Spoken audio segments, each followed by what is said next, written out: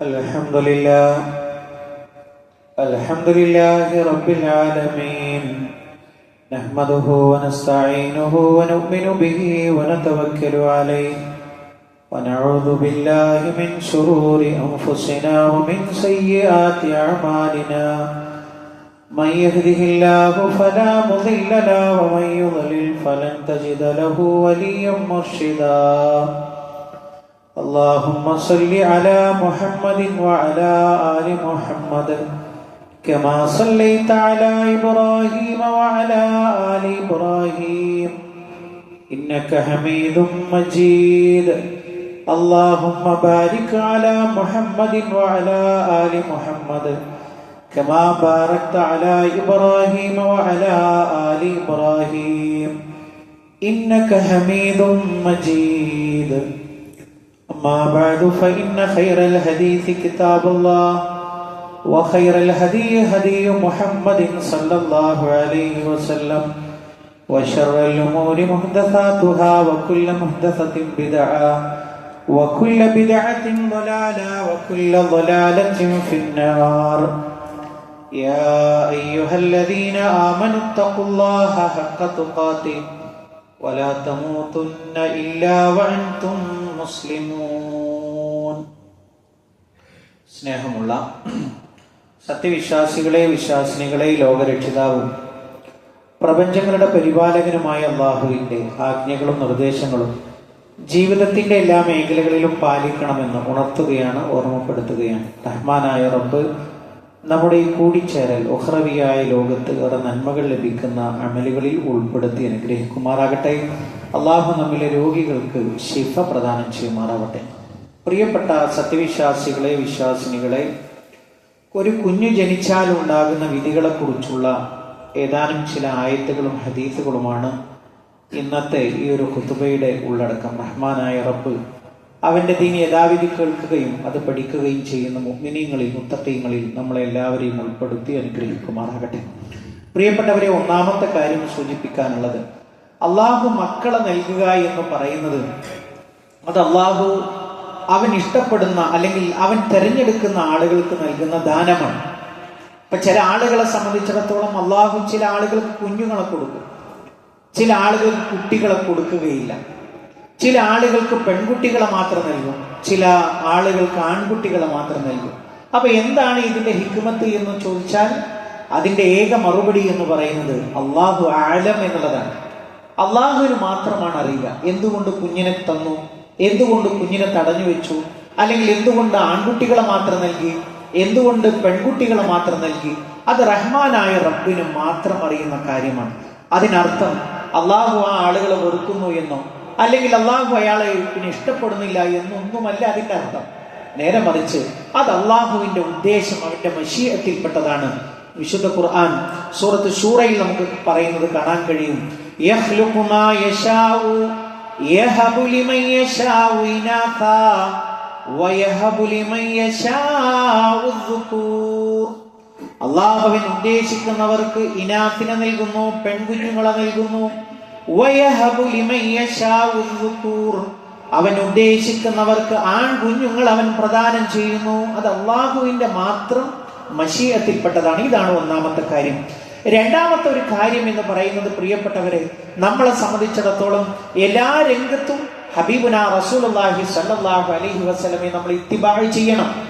ആ പ്രവാചകനെ നമ്മൾ പിൻപറ്റണം. ഏതു വേളയിൽ എന്ന് വരെ പ്രവാചകൻ സല്ലല്ലാഹു അലൈഹി വസല്ലം നമ്മളെ പഠിപ്പിച്ചിട്ടുണ്ട്. ഒരു ഹദീസിൽ നമുക്ക് കാണാം, ലൗ അന്ന അഹദകും ഇദാ അതാ അഹ്ലഹു, നിങ്ങൾ ഒരാൾ തന്റെ ഭാര്യയെ സമീപിച്ചാൽ അവൻ ഇപ്രകാരം ദുആ ചെയ്യണം, ബിസ്മില്ലാ അല്ലാഹുമ്മ ജന്നിബിന ശൈത്വാൻ വജന്നിബി ശൈത്വാന മാ റസഖ്തനാ. അല്ലാഹുവേ, ഞങ്ങളെ തൊട്ട് പിശാചിനെ നീ അകറ്റണം, ഞങ്ങളിൽ നിന്ന് ഉണ്ടാകാൻ പോകുന്ന കുഞ്ഞുങ്ങളെ തൊട്ടും അല്ലാഹുവേ നീ പിശാചിനെ അകറ്റണമെന്ന് പ്രാർത്ഥിക്കാൻ വേണ്ടി ഹബീബായ റസൂലുള്ളാഹി സ്വല്ലല്ലാഹു അലൈഹി വസല്ലം നമ്മളെ പഠിപ്പിക്കുകയുണ്ടായി. ആ ഒരു മാതൃക നമ്മൾ പ്രത്യേകമായി പുലർത്തണം എന്നുള്ളതാണ് സൂചിപ്പിക്കാനുള്ളത്. മൂന്നാമത്തെ ഒരു കാര്യം എന്ന് പറയുന്നത്, നമ്മുടെ മക്കളെ തൊട്ട് അള്ളാഹുവിനോട് നമ്മൾ കാവലിനെ ചോദിക്കണം. പൈശാചികമായ ദുർബോധനങ്ങൾ അവരെ ബാധിക്കാൻ, പിശാചിന്റെ വലകളിൽ പെട്ടുപോകാതിരിക്കാൻ അള്ളാഹുവിനോട് നമ്മൾ പ്രത്യേകമായി നമ്മൾ ദുആ ചെയ്യണം. പ്രിയപ്പെട്ടവരെ, ചരിത്രത്തിന്റെ ഒരു ഭാഗമാണ് സൂചിപ്പിക്കുവാനുള്ളത്. നമുക്കറിയാം, മഹാനായ മഹദി മറിയം ബീവിയുമായി ബന്ധപ്പെട്ട് മറിയം എന്ന് പറയുന്ന ഒരു അധ്യായം തന്നെ വിശുദ്ധ ഖുർആനിലുണ്ട്.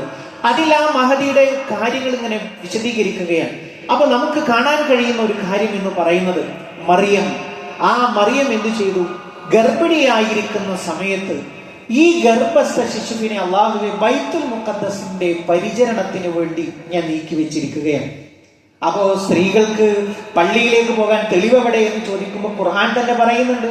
പ്രവാചകൻ സല്ലല്ലാഹു അലൈഹി വസല്ലം ഒരു അധ്യായം തന്നെ വിശദമാക്കിക്കൊണ്ടത് പഠിപ്പിച്ചു കൊടുക്കണം. മഹദിയെ സംബന്ധിച്ചിടത്തോളം ഞാൻ ആ വിശദാംശങ്ങളിലേക്ക് കടക്കുന്നില്ല. മിഹ്റാബിൽ ഇരിക്കുന്ന സമയത്ത് പരിപാലക ചുമതലയുള്ള ഒരു പ്രവാചകനെയാണ് മഹദിയുടെ സംരക്ഷണ ഉത്തരവാദിത്വം ഏറ്റെടുപ്പിച്ചത്. അതാരാണ്? സക്കരിയ നബി അലൈഹിസ്സലാം. സക്കരിയ നബി അലൈഹിസ്സലാം മിഹ്റാബിൽ വരുമ്പോഴൊക്കെ കാണുന്നത് എന്താണ്? മഹദിയുടെ മുമ്പിൽ അതാ വിശിഷ്ടമായ ഭക്ഷണ പദാർത്ഥങ്ങൾ. നമ്മുടെ ഇന്നത്തെ ഒരു കാലഘട്ടത്തിൽ ഏറ്റവും കച്ചവടം ചെയ്യാനുള്ള എല്ലാ സാധനവും അവിടെ ഉണ്ട്. അതായത് തുപ്പൽ കുടിക്കാനും ക്യാനിൽ വെള്ളം കൊടുക്കാനും എല്ലാ സാധനം അവിടെ ഉണ്ട്, വിഭവങ്ങൾ അവിടെ ഉണ്ട്. അപ്പൊ അത്ഭുതത്തോടു കൂടി ആ പ്രവാചകൻ ചോദിക്കുകയാണ്, അന്നാലക്കിഹാദ, എവിടെ നിന്നാണ് മറിയമേ നിനക്ക് ഇത് കിട്ടുന്നത്? ഇന്നത്തെ കാലത്താണെങ്കിലോ അവിടെ വലിയ കൂടാരങ്ങൾ ഒരുങ്ങും, അവിടെ തുപ്പൽ കേന്ദ്രങ്ങൾ ഉണ്ടാകും, കറാമത്തുകൾ പ്രത്യക്ഷപ്പെടും. പക്ഷെ അവർ ദീൻ കൊണ്ട് കച്ചവടം ചെയ്യാത്തത് കൊണ്ട് തന്നെ ചോദിച്ചു. ഒരു നബിയാണ് ചോദിക്കുന്നത്. എന്താ ചോദിക്കുന്നത്? അന്നാലക്കിഹാദ, ഇത് എവിടുന്നാ മറിയമേ? അപ്പൊ മറിയമിന്റെ മറുപടി എന്താണ്? അത് അള്ളാഹുവിന്റെ അടുക്കൽ നിന്നാണ്. പണ്ഡിതന്മാരായ മുഫസ്സിറുകൾ വിശദീകരിക്കുന്നത് എന്താണ്? ആ കാലഘട്ടത്തിൽ ആ നാട്ടിൽ സുലഭമല്ലാത്ത കായികരികളാണ് അവിടെ പ്രത്യക്ഷപ്പെടുന്നത്. അപ്പൊ ഉടനെ സക്കരിയ നബി അലൈഹിസ്സലാം, ഈ കറാമത്ത് കണ്ട സക്കരിയ നബി അലൈഹിസ്സലാം എന്താ ചെയ്യുന്നത്? നേരെ അള്ളാഹുവിനോടാ ദുആ ചെയ്യുന്നത്, മറിയം ബീവിയോടല്ല ദുആ ചെയ്യുന്നത്. കറാമത്ത് കണ്ട സക്കരിയ നബി അലൈഹിസ്സലാം ദുആ ചെയ്യണം, അള്ളാഹുവേ കുഞ്ഞിനെ കൊണ്ടാ. ആ നബിക്ക് കുഞ്ഞുങ്ങളില്ല, അങ്ങേയറ്റം പ്രായത്തിലെത്തി. ആ സൂറത്ത് വായിച്ചാൽ നമുക്കത് മനസ്സിലാകും. അപ്പൊ അവിടെ നിന്ന് ദുആ ചെയ്യുകയാണ്. നമ്മുടെ വിഷയം അതല്ല. എന്താണ് വിഷയം? മറിയം തന്റെ കുഞ്ഞിനെ പ്രസവിച്ച സമയത്ത് അവിടെ നടത്തുന്ന ഒരു ദുആയുണ്ട്. എന്താണ്? റബ്ബി ഇന്നി വദഅതുഹാ ഉൻസാ വല്ലാഹു അഅലമു ബിമാ വദഅതു വലൈസ ദകറു കൽ ഉൻസാ വഇന്നി സമ്മൈതുഹാ മറിയം വഇന്നി ഉഈദുഹാ ബിക വദുരിയതഹാ മിനശ് ശൈത്വാനിർ റജീം. ഈ മറിയം ബീവിയെ നേർച്ചയാക്കിയത് എവിടേക്കാണ്? ബൈത്തുൽ മുഖദ്ദസിന്റെ പരിചരണത്തിന് വേണ്ടിയാണ്. അപ്പൊ ഈ ബൈത്തുൽ മുഖദ്ദസിന്റെ പരിചരണത്തിന് വേണ്ടി എങ്ങനെയാ നേർച്ച വന്നത്? അതാണ് വിശുദ്ധ ഖുർആൻ വിശദീകരിക്കുന്നത്. ഇമ്രാനിന്റെ പുത്രി, അതായത് മറിയം ബീവിയുടെ ഉമ്മ ഗർഭസ്ഥ ശിശുവായിരിക്കെ, മറിയം ഗർഭസ്ഥ ശിശുവായിരിക്കെ ഇമ്രാൻ എന്ന് പറയുന്ന ആളുടെ ഭാര്യ അഥവാ മറിയം ബീവിയുടെ ഉമ്മ ദുആ ചെയ്യൻ, അള്ളാഹുവേ ഞാൻ എന്റെ ഗർഭത്തിലുള്ള അഥവാ മറിയമിനെ, അതായത് ഈ ആയത്ത് വിശദീകരിച്ചാൽ നമുക്ക് കാണാൻ കഴിയും, ഈ ഗർഭസ്ഥ ശിശുവിനെ അള്ളാഹുവെ ബൈത്തുൽ മുഖദ്ദസിന്റെ പരിചരണത്തിന് വേണ്ടി നിയോഗിക്കുന്നു. അങ്ങനെ പ്രസവിച്ചപ്പോ എന്താ സംഭവിക്കുന്നത്?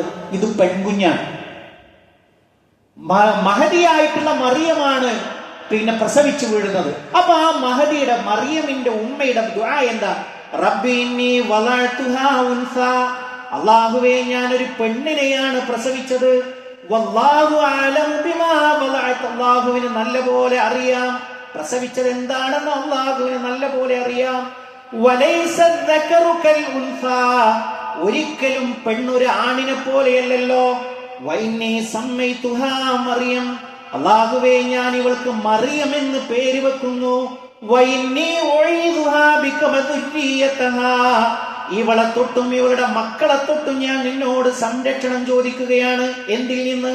മിനശ് ശൈത്വാനിർ റജീം, പിശാച് ഇവരെ ബാധിക്കുന്നതിൽ നിന്ന് അല്ലാഹുവേ നിന്നോട് ഞാൻ കാവലിനെ ചോദിക്കുന്നു എന്ന് മറിയമിന്റെ ഉമ്മ മറിയമിന് വേണ്ടി ദുആ ചെയ്യുന്ന ഒരു ചരിത്രം ഖുർആനിൽ നമുക്ക് കാണാൻ കഴിയും.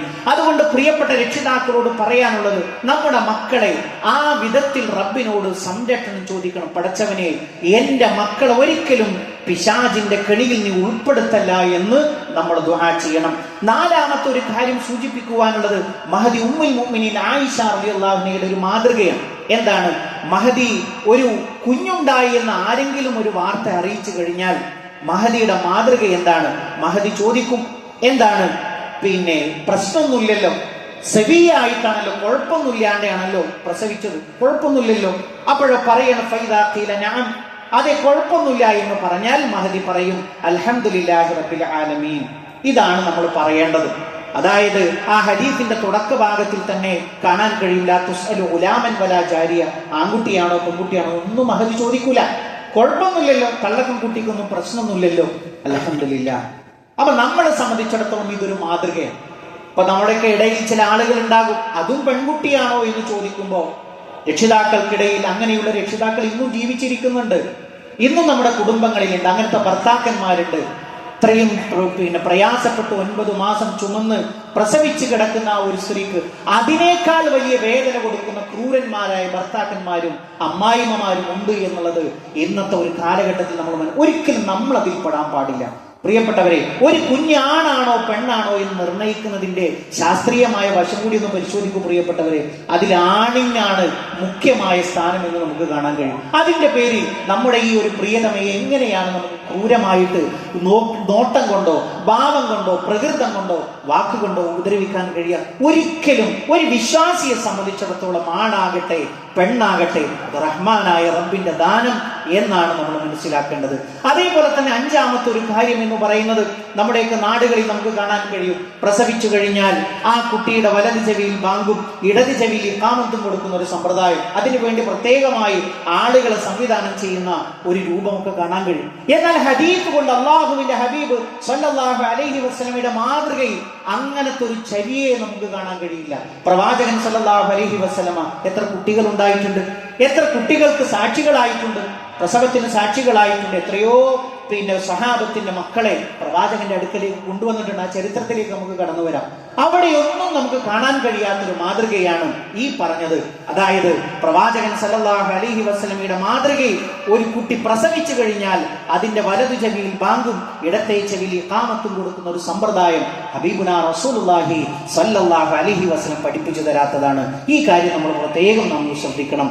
അതേപോലെ തന്നെ മറ്റൊരു കാര്യം സൂചിപ്പിക്കുവാനുള്ളത്, മഹദി ഉമ്മുൽ മുഅ്മിനീൻ ആയിഷ റളിയല്ലാഹു അൻഹ റിപ്പോർട്ട് ചെയ്യുന്ന ഒരു ഹദീസിൽ നമുക്ക് കാണാൻ കഴിയും. പ്രവാചകന്റെ അടുക്കൽ പ്രസവിച്ച കുട്ടികളുമായിട്ട് അവരുടെ പിതാക്കന്മാർ അതല്ലെങ്കിൽ അവരുടെ ബന്ധുക്കൾ കടന്നു വരും. അപ്പോൾ പ്രവാചകൻ സല്ലല്ലാഹു അലൈഹി വസല്ലം എന്ത് ചെയ്യും? കാരക്ക വായിലിട്ട് അരിയിച്ചിട്ട് എന്ത് ചെയ്യും? ആ കുഞ്ഞിന്റെ ആ വായിൽ വെച്ചു കൊടുക്കും. അപ്പൊ നമ്മൾ ഇവിടെ ശ്രദ്ധിക്കേണ്ടുന്ന ഒരു കാര്യം കൂടിയുണ്ട്. അതെന്താണ്? ഹബീബായ റസൂലുള്ളാഹി സ്വല്ലല്ലാഹു അലൈഹി വസല്ലമയുടെ ഉമിനീരിന് ബർക്കത്തുണ്ട്, പ്രവാചകന്റെ ശരീരത്തിന് ബർക്കത്തുണ്ട്. എന്നാൽ അത് കരുതിക്കൊണ്ട് ഇന്ന് പ്രസവിച്ച ഒരു കുഞ്ഞിനെ കൊണ്ട് ഒരു ഉസ്താദിന്റെ അടുക്കലേക്കോ അതല്ലെങ്കിൽ ഒരു ഖാദിയുടെ അടുക്കലേക്കോ പോകാൻ നമുക്ക് തെളിവില്ല. എന്തുകൊണ്ട് തെളിവില്ല? ഇതിന് ശേഷവും പ്രവാചകൻ സല്ലല്ലാഹു അലൈഹി വസല്ലമയുടെ വഫാത്തിന് ശേഷം മഹാനായ അബൂബക്കർ സിദ്ദീഖ് റളിയല്ലാഹു അൻഹു എന്താ അവരുടെ മേന്മ എന്താ? അബൂബക്കറും ഫിൽ ജന്ന. അതേപോലെ തന്നെ ഉമർ റളിയല്ലാഹു അൻഹു എന്താ അവരുടെ മേന്മ? ഉമറും ഫിൽ ജന്ന. ഇവരുടെ ആരുടെ അടുക്കലും സഹാബത്ത് കുട്ടികളെയുമായിട്ട് ചെന്നിട്ടില്ല. എന്തിന്? ഇതാ പ്രവാചകൻ സല്ലല്ലാഹു അലൈഹി വസല്ലം അടുക്കലേക്ക് ഞങ്ങൾ കുട്ടികളെ കൊണ്ടുപോകാറുണ്ടായിരുന്നു. ഇതാ ഉമറെ, ഇതാ അബൂബക്കറെ റളിയല്ലാഹു അൻഹു കൊണ്ടുപോയിട്ടില്ല. എന്താ കാര്യം? പ്രവാചകനുള്ള ബർക്കത്ത് ഇവർ ആർക്കുമില്ല എന്നുള്ളത് നല്ലപോലെ പഠിച്ചു മനസ്സിലാക്കിയ ആളുകളായിരുന്നു ഉണ്ടായിരുന്നത്. അതുകൊണ്ട് നമുക്ക് ഈ ഒരു ഉദ്ദേശത്തിൽ ഒരു ബർക്കത്തിന് വേണ്ടി ഏതെങ്കിലും ഒരു ഉസ്താദിന്റെ അടുക്കലേക്കോ ഏതെങ്കിലും ഒരു ഖാദിയുടെ അടുക്കലേക്കോ ജാറത്തിന്റെ അടുക്കലേക്കോ അങ്ങനെ നമുക്ക് പോകാൻ ഒരു തെളിവേ ഇല്ല. ജാറമേ ഇസ്ലാമിലില്ല എന്നുള്ളത് മനസ്സിലാക്കിയ ആളുകളാണ്. പിന്നീട് നമുക്ക് എന്ത് ചെയ്യാം? പ്രവാചകൻ സല്ലല്ലാഹു അലൈഹി വസല്ലമ ആ പഠിപ്പിച്ചൊരു മാതൃകയുണ്ട്. എന്താണ്? തന്റെ കുഞ്ഞിന് ഒരൽപ്പം മധുരം, അത് ഈത്തപ്പഴം കൊണ്ടോ അതല്ലെങ്കിൽ മധുരമുള്ള എന്തോ ഒരു വസ്തു കൊണ്ടോ നമുക്ക് എന്ത് ചെയ്യാം? ആ കുഞ്ഞിനൊരൽപ്പം മധുരം നൽകാവുന്നതാണ് എന്ന കാര്യം പ്രത്യേകമായി സൂചിപ്പിക്കുകയാണ്. മറ്റൊരു കാര്യം എന്ന് പറയുന്നത് അഖീഖയുമായി ബന്ധപ്പെട്ടിട്ടുള്ളതാണ്. നമുക്കറിയാം പ്രവാചകൻ സല്ലല്ലാഹു അലൈഹി വസല്ലമ നമുക്ക് കൃത്യമായി പഠിപ്പിച്ചു കുല്ലു ഗുലാമിൻ റഹീനത്തുൻ ബിഅഖീഖ. എല്ലാ കുഞ്ഞും പണയത്തിലാണ്. എന്തുമായിട്ട്? അവന്റെ അഖീഖയുമായി ബന്ധപ്പെട്ട് എല്ലാ കുട്ടിയുടെ മേലിലും അഖീഖ അറുക്കപ്പെടണം. നിർബന്ധ സ്വഭാവമുള്ളതല്ലെങ്കിൽ പോലും ചില പണ്ഡിതന്മാർ അത് നിർബന്ധം എന്ന് പറഞ്ഞിട്ടുണ്ട്. വളരെ മുഅക്കദായിട്ടുള്ള ഒരു സുന്നത്ത് കൂടിയാണ്. 7ാമത്തെ ദിവസം കുട്ടിയുടെ മേൽ അറുക്കുകയും അവന്റെ തല മുണ്ടനം ചെയ്യുകയും ചെയ്യേണ്ടതാണ്. അതേപോലെ തന്നെ നല്ല പേരുകൾ കൊണ്ട് പേര് വിളിക്കേണ്ടതുമാണ് എന്ന ഒരു കാര്യം പ്രവാചകൻ സല്ലല്ലാഹു അലൈഹി വസല്ലം പഠിപ്പിച്ചിട്ടുണ്ട്. 7ന്റെ അന്ന് അഖീഖ അറുക്കണം, അവരുടെ തലമുടി നീക്കം ചെയ്യണം, നല്ല പേര് വിളിക്കണം. പ്രിയപ്പെട്ടവരെ, ഈ 3 കാര്യവും ഒരുപാട് ദീർഘമായി സംസാരിക്കേണ്ടുന്ന ഒരു കാര്യമാണ്. ഇപ്പോഴത്തെ നമ്മുടെ കുട്ടികളുടെ പേരൊക്കെ നമ്മൾ ശ്രദ്ധിച്ചാൽ നമുക്ക് കാണാൻ കഴിയും. തീർത്തും ചില സമയത്ത് അബദ്ധമാണോ അശ്ലീലമാണോ എന്ന് തോന്നിപ്പോകുമാറും ഉപ്പയുടെ ആദ്യത്തെ അക്ഷരവും ഉമ്മയുടെ ആദ്യത്തെ അക്ഷരവും എടുത്താൽ അതൊരു വൃത്തികേടായിരിക്കും അറബിയിലേക്ക് വരിക. ഇതൊന്നും ശ്രദ്ധിക്കാതെ കാലാകാലം എന്തിനേറെ പ്രവാചകൻ സല്ലല്ലാഹു അലൈഹി വസല്ലം പഠിപ്പിച്ചു. ഏറ്റവും നല്ല പേര് അബ്ദുള്ള, അബ്ദുറഹ്മാൻ, ഇത്തരത്തിലുള്ള പേരുകൾ സ്ത്രീകൾക്കാണെങ്കിൽ അത്തരത്തിലുള്ള സഹാബ വനിതകളുടെ. ഇത് നമ്മളെ സംബന്ധിച്ചിടത്തോളം ഏറ്റവും നമ്മൾ ശ്രദ്ധിക്കേണ്ടത് എന്താണ്? പരലോകത്ത് അള്ളാഹു പേര് ചൊല്ലി വിളിക്കും എന്നുള്ളതാണ്. ആ പേര് ഏറ്റവും നല്ല നാമധേയത്തിലാവാൻ വേണ്ടി നമ്മൾ ശ്രദ്ധിക്കണം. നമ്മളെ സംബന്ധിച്ചിടത്തോളം ഇഹലോകമല്ലല്ലോ പ്രധാനമുള്ളത്, പരലോകമല്ലേ. അതുകൊണ്ട് മക്കൾക്ക് നല്ല ഒരു പേര്, അതും അർത്ഥമുള്ള ഒരു പേര്, അത് വികൃതമാവാതിരിക്കാൻ നമ്മൾ പ്രത്യേകം ശ്രദ്ധിക്കണം എന്നുള്ളത് സാന്ദർഭികമായി സൂചിപ്പിക്കുകയാണ്. അതേപോലെ തന്നെ പ്രവാചകൻ സല്ലല്ലാഹു അലൈഹി വസല്ലമ കൃത്യമായി നമുക്ക് പഠിപ്പിച്ചു തന്നു. ഇപ്പൊ നമ്മളുടെയൊക്കെ കുടുംബങ്ങളിൽ തന്നെ ഏകനായ റബ്ബിനെ മാത്രമേ ആരാധിക്കാവൂ, അല്ലാത്തതൊക്കെ അത് ശിർക്കാണ്.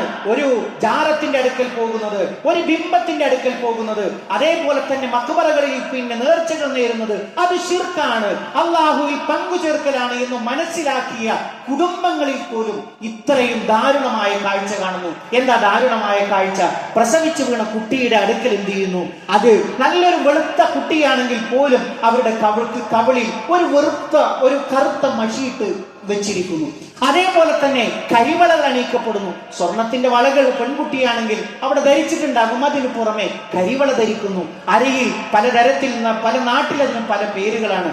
ആ അരയിൽ കെട്ടുന്ന അരഞ്ഞാണം അതൊരു പ്രത്യേക പേരാണ് പല നാടുകളിലും. അത് ധരിപ്പിക്കുന്നു, അതും കറുത്തത്. കാലുകളിൽ കരിവളയിടുന്നു, അതും കറുത്തത്. അപ്പൊ അതെന്താണെന്ന് ചോദിച്ചാൽ അവര് പറയും, പല ആളുകളും കാണാൻ വരുന്നതല്ലേ. ഈ കുട്ടിക്ക് ശകുനം ബാധിച്ചെങ്കിലോ? നമ്മളെ സംബന്ധിച്ചിടത്തോളം ശകുനം എന്ന് പറയുന്നത് അത് ഇസ്ലാമിലുള്ളതാണ്. പ്രവാചകൻ സല്ലല്ലാഹു അലൈഹി വസല്ലമ കൃത്യമായി അതിന് നമുക്ക് നിർദ്ദേശങ്ങൾ നൽകിയിട്ടുണ്ട്. എന്താണ്? പ്രവാചകൻ സല്ലല്ലാഹു അലൈഹി വസല്ലമയുടെ പേരക്കുട്ടികൾ ഹസൻ, ഹുസൈൻ, ഈ 2 മക്കൾക്ക് അടുത്തു പിടിച്ചുകൊണ്ട് പ്രവാചകൻ നടത്തിയ ഒരു ദുആയുണ്ട്. പ്രിയപ്പെട്ടവരെ, അങ്ങനെ നമുക്ക് തോന്നുന്നുവെങ്കിൽ നമ്മൾ പ്രാർത്ഥിക്കേണ്ടത് കരിവളയിടുകയല്ല, കന്മഷി പരത്തലല്ല, പിന്നെയോ റഹ്മാനായ റബ്ബിനോട് ദുആ ചെയ്യുകയാണ്. ബികലിമാത്തില്ലാഹി താമ്മത്തി മിൻ കുല്ലി ശൈത്വാനിൻ വഹാമ്മ വമിൻ കുല്ലി ഐനിൻ ലാമ്മ എന്ന് പ്രവാചകൻ സല്ലല്ലാഹു അലൈഹി വസല്ലമ ദുആ ചെയ്തതായിട്ട് കാണാൻ കഴിയും.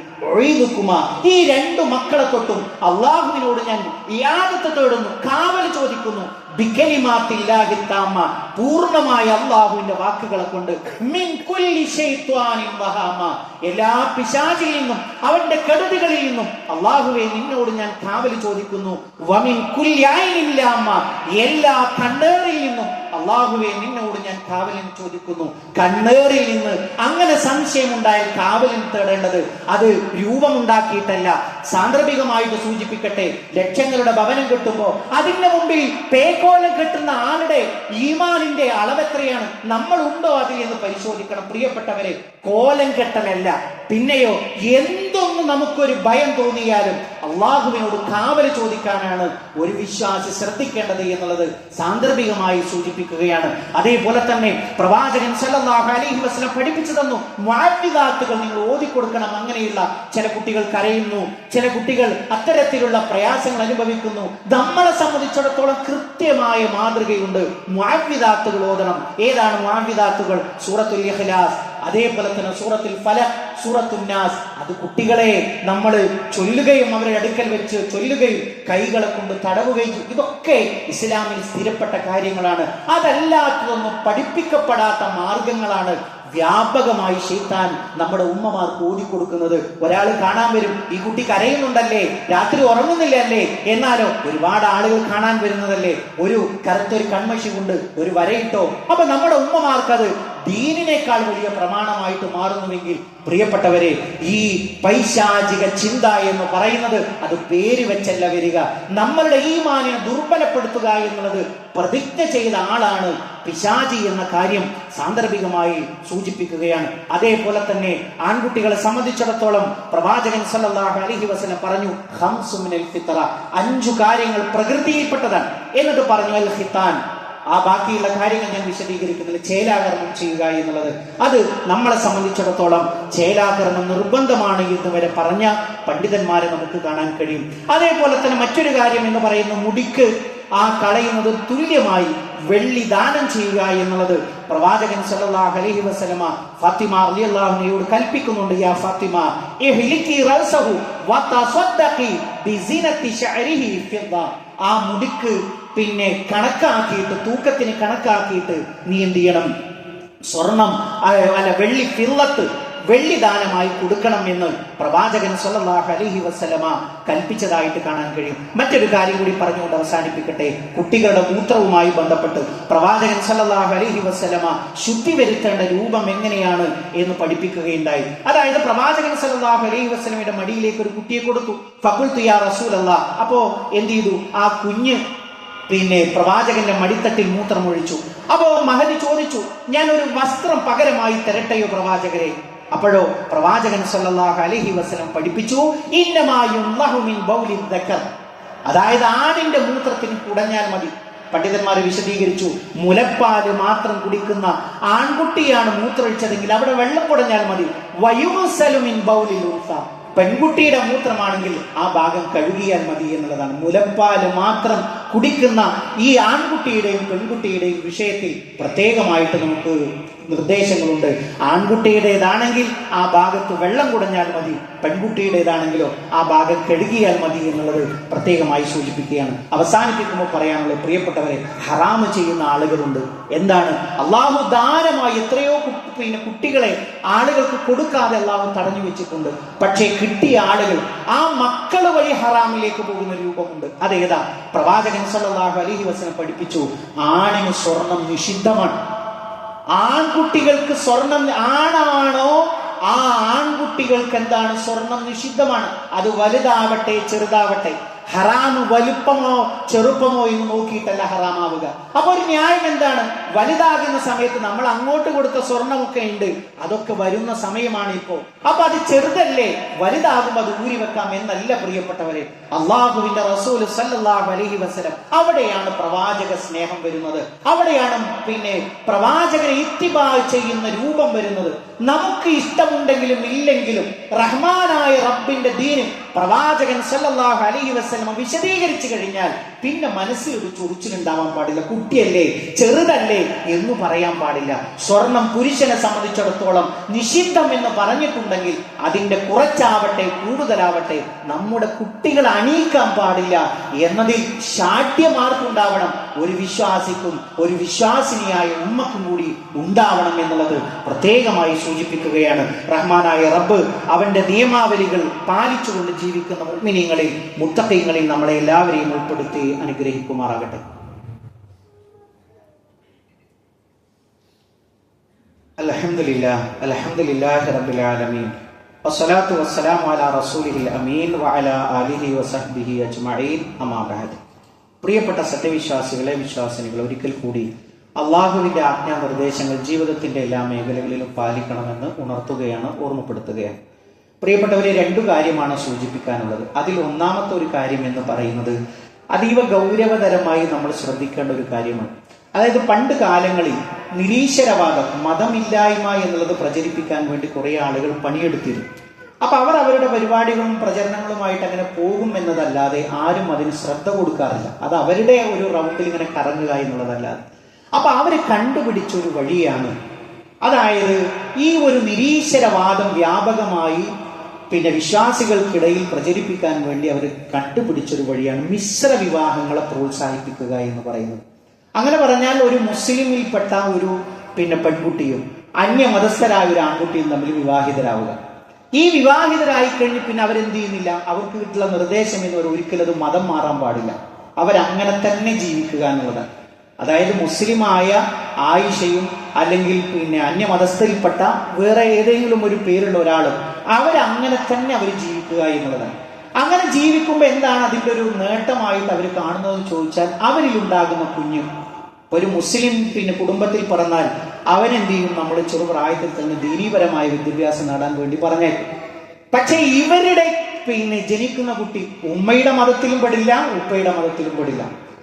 അങ്ങനെ അവർ തീരുമാനിക്കുകയാണ്, ഈ കുട്ടിക്ക് പിന്നെ പ്രായപൂർത്തിയായിട്ട് അവനൊരു മതം തെരഞ്ഞെടുത്തോട്ടെ, മതം വേണമെങ്കിൽ തെരഞ്ഞെടുത്തോട്ടെ, അതല്ലെങ്കിൽ അവനും അത് തെരഞ്ഞെടുക്കാതെ നമ്മളെ പോലെ ജീവിച്ചോട്ടെ എന്ന് പറയുന്ന ഒരു തരത്തിലേക്ക് വരും. അങ്ങനെ ഇത് 10-18 വയസ്സെത്തി ഈ കുട്ടി വിവാഹം കഴിക്കുന്ന സമയത്ത് ആരെയും വിവാഹം കഴിക്കുക? ഇതുപോലെ ചിന്തിക്കുകയും ഇതുപോലെ ജീവിക്കുകയും ചെയ്യുന്ന കുടുംബത്തിൽ നിന്നാണ് വിവാഹം കഴിക്കുക. അങ്ങനെ ഒരു ബോധപൂർവമായിട്ടുള്ള മതം പിന്നെ വേരോടുകൂടി പിഴുതെറിയുക എന്ന് പറയുന്ന ഒരു ഭയങ്കരമായൊരു ഒരു അജണ്ട നമുക്കിടയിൽ നടന്നുകൊണ്ടിരിക്കുന്നുണ്ട്.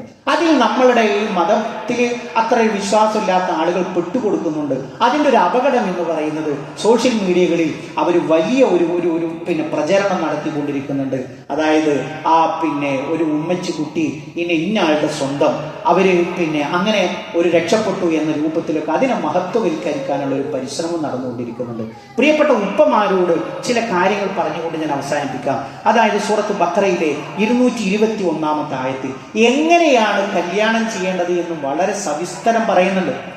നമ്മൾ ആ ഒരു രൂപത്തിൽ നമ്മുടെ കുടുംബത്തിൽ നിന്നൊരു കുട്ടി ഉണ്ടായി കഴിഞ്ഞാൽ എന്താ സംഭവിക്കുക എന്ന് ചോദിച്ചാൽ, അതൊരു 2 വർഷമോ 3 വർഷമോ നമുക്ക് അതിനോടൊരു പകയുണ്ടാകും. എൻ്റെ കുട്ടി അങ്ങനെ ചെയ്തല്ലോ, എൻ്റെ മകൻ അങ്ങനെ ചെയ്തല്ലോ. പിന്നീട് ഒരു 2 വർഷം കഴിഞ്ഞാൽ അത് സ്വാഭാവികമായും നമ്മുടെ കുടുംബത്തിലേക്ക് അവർ പല കാരണങ്ങളും അടുത്തു വരും.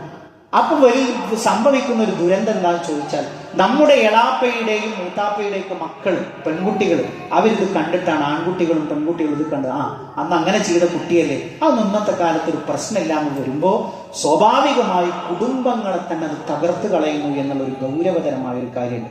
രണ്ടാമത്തെ ഒരു കാര്യം, ദീന് വളരെ കൃത്യമായി അതിന്റെ നിയമം പറഞ്ഞു, വലാ തൻകിഹുൽ മുശ്രിക്കാത്തി, നിങ്ങൾ ബഹുദൈവ വിശ്വാസികളെ നിക്കാഹ് ചെയ്യരുത്, ഹത്താ യുഅ്മിന്ന, അവർ വിശ്വാസം സ്വീകരിക്കുന്നത് വരെ. അങ്ങനെ പറഞ്ഞാൽ എന്താ, ഒരാളെ നിർബന്ധിപ്പിച്ച് മതത്തിൽ കൂട്ടാൻ നമുക്ക് പാടില്ല. ഒരാൾ സ്വമേധയാ ദീനിലേക്ക് വരുന്നത് വരെ ഒരു പെണ്ണിനെയും നിങ്ങൾ കല്യാണം ചെയ്യരുത്. അഥവാ വിശ്വാസിനിയെ മാത്രമേ കല്യാണം ചെയ്യാൻ പാടുള്ളൂ.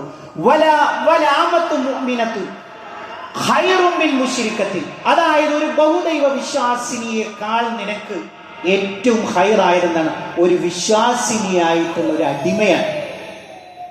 അത്രമേൽ വിശുദ്ധ ഖുർആൻ പറഞ്ഞു.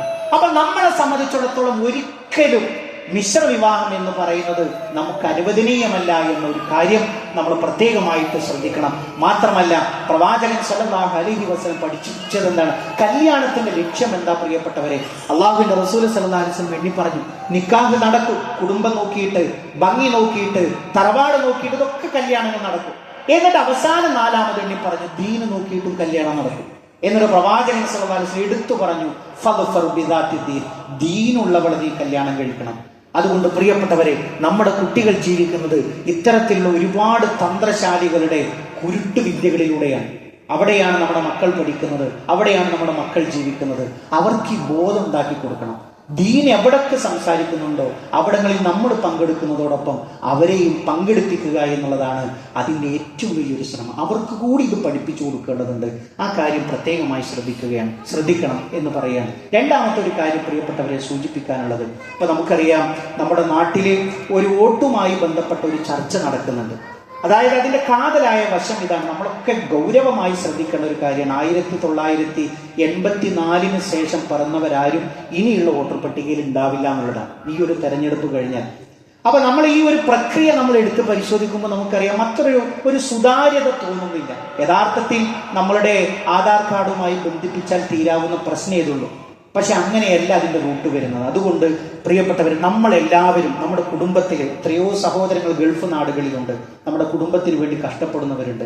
അവരാരും ഇതിൽ പെടാതെ നോക്കുക, അല്ലെങ്കിൽ പെട്ടു എന്നുള്ളത് നമ്മൾ കൃത്യമായിട്ട് ഉറപ്പുവരുത്തണം. അതിനുള്ള ഒരു ഏക വഴി എന്ന് പറയും, നമ്മുടെ നാട്ടിലൊക്കെ ഇതിന് ചുമതലപ്പെടുത്തപ്പെട്ട ഒരു ബൂത്ത് ലെവൽ ഓഫീസർ ഉണ്ട്. അപ്പൊ നമ്മൾ അതിന്റെ രാഷ്ട്രീയ പാർട്ടികളുമായി ബന്ധപ്പെട്ട് അതിന്റെ ആ ഓഫീസറുടെ നമ്പർ മേടിച്ച് നമ്മുടെ കുടുംബത്തിലെ എല്ലാവരും അതിൽ ഉൾപ്പെട്ടിട്ടുണ്ടോ എന്നുള്ള ഒരു ബോധം ആകെയുള്ള ഒരു ആയുധം നമ്മുടെ കയ്യിൽ അത് മാത്രം. അതിൽ നമ്മൾ എന്തായാലും നമ്മുടെ കുടുംബത്തിലെ ഇതിനുള്ള സമ്മതിദാനാവകാശങ്ങൾ എല്ലാവരും ഉൾപ്പെട്ടിട്ടുണ്ടോ എന്നുള്ള ബോധപൂർവമായിട്ടുള്ള ഒരു നമ്മൾ അതിൽ ഉണ്ടാവും, ഞാനൊക്കെ അതിലുണ്ടാവും എന്ന് നോക്കിയിരിക്കുകയല്ല, ഞാൻ അതിലുണ്ട് എന്നുള്ളത്, ഞാനും എൻ്റെ കുടുംബവും അതിലുണ്ട് എന്നുള്ളത് കൃത്യമായി ഉറപ്പുവരുത്താൻ നമ്മളെല്ലാവരും ശ്രദ്ധിക്കണമെന്ന് ഓർമ്മപ്പെടുത്തുകയാണ് റഹ്മാനായ റബ്ബ്. ഈ ലോകത്തും വിജയം വരിക്കുന്ന മുഅ്മിനീങ്ങളിൽ മുത്തഖീങ്ങളിൽ നമ്മളെല്ലാവരെയും ഉൾപ്പെടുത്തി അനുഗ്രഹിക്കുമാറാകട്ടെ. ഇതേപോലെ അവന്റെ ജന്നാത്തുൽ ഫിർദൗസിൽ ഒരുമിച്ചിരിക്കാനുള്ള ഭാഗ്യം നൽകി അള്ളാഹു നമ്മളെ ഓരോരുത്തരെയും അനുഗ്രഹിക്കുമാറാകട്ടെ. അല്ലാഹുമ്മ ഗ്ഫിർ ലിൽ മുഅ്മിനീന വൽ മുഅ്മിനാത്ത് വൽ മുസ്ലിമീന വൽ മുസ്ലിമാത്ത് അൽഅഹ്യാഇ മിൻഹും വൽ അംവാത്ത് ഇന്നക മുജീബുദ് ദഅവാതി യാ ഖാദിയൽ ഹജാത്ത്. അല്ലാഹുമ്മ അജ്ർനാ മിനൻ നാർ, അല്ലാഹുമ്മ അജ്ർനാ മിനൻ നാർ. അല്ലാഹുമ്മ റബ്ബനാ തഖബ്ബൽ മിന്നാ ഇന്നക അൻതസ് സമീഉൽ അലീം വതുബ് അലൈനാ ഇന്നക അൻതത് തവ്വാബുർ റഹീം. ആമീൻ ആമീൻ ബിറഹ്മതിക യാ അർഹമർ റഹീമീൻ. അല്ലാഹുമ്മ സ്വല്ലി അലാ